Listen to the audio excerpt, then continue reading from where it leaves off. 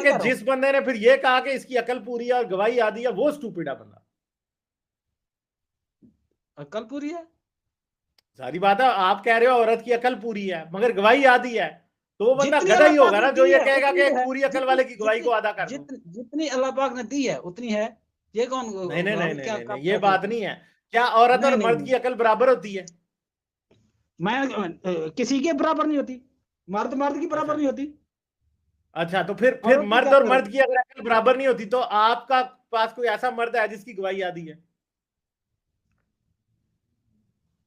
जिसकी गवाही मर्दों आधी में है। कोई ऐसा क्यों नहीं है जिसकी गवाही आधी है? या फिर तुम अक्ल पे आ रहे हो, मैं कह रहा हूं इसका ताल्लुक तो नहीं है, मैं तो मर्द आऊंगा ना, मर्द है। मैं तो आऊंगा भैया। अब आप बताओ ना, मुझे समझाओ, मैं समझना चाह रहा हूँ। आप इतने आलम फाजिल बंदे तुम हैं, जो आप बात समझना कर चाह रहे रहे हो हैं। ये इस्लाम के मुताबिक नहीं है ना, तुम इस्लाम के मुताबिक बात तो करो फिर हाँ मैं ना, तो बात करूँ। इस्लाम भी तो अकल के मुताबिक नहीं है ना। फिर